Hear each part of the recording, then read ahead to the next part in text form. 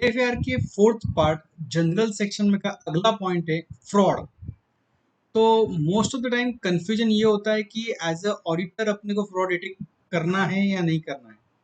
तो फ्रेंड्स यहाँ पे अपनी रिस्पॉन्सिबिलिटी फ्रॉड डिटेक्ट करना नहीं है, बट एलएफआर में जो क्वेश्चन आंसर है उसको प्रॉपरली आंसर करना है। एलएफआर में 4 क्वेश्चंस पूछे हुए हैं फ्रॉड सेगमेंट में। पहला कि अपने ऑडिट पीरियड में कोई फ्रॉड डिटेक्ट हुआ है क्या या फिर क्लासीफाई हुआ है क्या। अगर फ्रॉड डिटेक्ट हुआ है तो उसका रिपोर्टिंग आरबीआई को हुआ है नहीं हुआ है। अगर आरबीआई को रिपोर्टिंग नहीं हुआ है तो वो आपको यहाँ पे मेंशन करना है। Coming to the second point कि ऐसा कोई एरिया है क्या सस्पेक्टेड एरिया और लाइकली फ्रॉड एरिया, तो इस तरह का कोई रिपोर्टिंग हायर अथॉरिटीज को हुआ है क्या साल भर में। अगर हुआ है उसका कोई इन्वेस्टिगेशन चल रहा है, कोई कंप्लेंट फाइल हुई है तो उसका डिसीजन आया हुआ है क्या।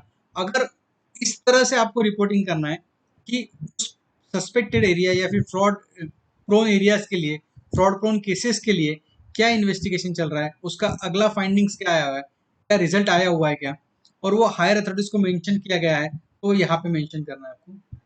Then in respect of the fraud आपको कोई पोटेंशियल एरियाज लग रहे हैं क्या, रिस्क प्रोन एरियाज लग रहे हैं क्या।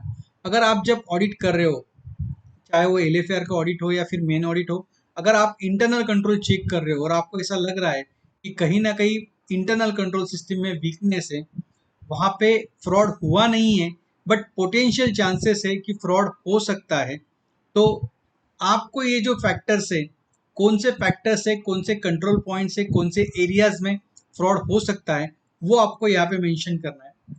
आरबीआई ने 1 जुलाई 2016 को एक सर्कुलर निकाला है जिसके हिसाब से आपको फ्रॉड क्लासिफिकेशन किस तरह से होता है। अलग अलग अर्ली वार्निंग सिग्नल्स क्या है, ईडब्ल्यूएस कहते हैं उसको। तो ईडब्ल्यूएस क्या क्या है, आप जब ब्रांच ऑडिट कर रहे हो तो आपको ऐसे कोई ईडब्ल्यूएस सिग्नल्स मिल रहे हैं क्या। तो अगर ऐसे कोई अकाउंट्स मिल रहे हैं कि जहाँ पे वीकनेस फाइंड कर रहा है, आपको वार्निंग सिग्नल्स मिल रहे हैं आपको कि यहाँ पे पोटेंशियल फ्रॉड हो सकता है, तो आपको यहाँ पे मेंशन करना है कि कौन से अर्ली वार्निंग सिग्नल से आपको पर्टिकुलर यहाँ पे मेंशन करना है। तो ओवरऑल अगर आप सम अप करेंगे तो फ्रॉड डिटेक्ट करना ये अपनी रिस्पॉन्सिबिलिटी नहीं है, बट अगर ब्रांच में फ्रॉड हुआ है तो वो रिपोर्ट हुआ है नहीं हुआ है। फ्रॉड पोटेंशियल फ्रॉड है, कोई इन्वेस्टिगेशन चल रहा है तो इन्वेस्टिगेशन का फाइंडिंग क्या है वो आपको बताना है। इसके अलावा अगर आपको लगता है कि कोई पोटेंशियल एरियाज है, रिस्क प्रोन एरियाज है जहाँ पे फ्रॉड होने के चांसेस है, तो आप वो यहाँ पे मेंशन कर सकते हो। इसके अलावा there are 42 early warning signals. अगर आपको लगता है कि ब्रांच में आप जो अकाउंट्स हैंडल कर रहे हो, कुछ अगर एडवांसेस अकाउंट हैंडल कर रहे हो या फिर कोई अदर एरियाज है जहाँ पे अर्ली वार्निंग सिग्नल मिल रहा है आपको, तो आप वो भी मेंशन कर सकते हो।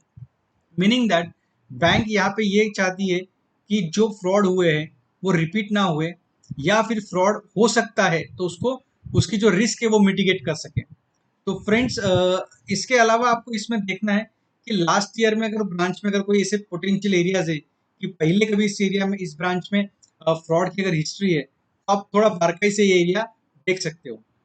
तो फ्रेंड्स इस फ्रॉड्स के बारे में इस वीडियो में इतना ही बताना चाहूंगा मैं।